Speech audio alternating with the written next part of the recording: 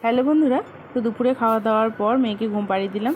তো এখন আমি ভেতরের ঘরে মেশিনটা থাকে সেটা এখন সামনের ঘরে টেনে টেনে নিয়ে আসছি। তো সামনের ঘরে রাখা একটু অসুবিধা হয়, সেই জন্য ভেতরের ঘরে রেখে দিই, যখন সেলাই করি তখনই নিয়ে আসি।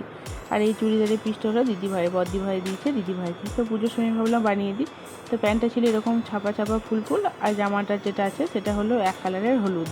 তো দিদিভাই বলেছিল একটু বর্ডার দিয়ে বানিয়ে দিবি এই প্যান্টের ছিটটা থেকে। আমি ঠিক আছে। তো তারপর মা নিয়ে এসে প্যান্টটা প্রথমে কাটিং করে নিলাম।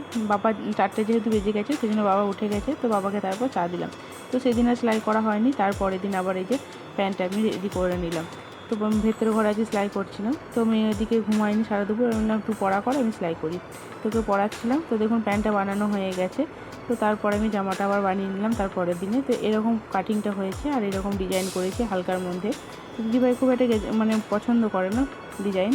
তো কেমন হয়েছে অবশ্যই জানাবেন, আর ভালো লাগলে চ্যানেলটিকে সাবস্ক্রাইব করে পাশে থাকুন। টাটা।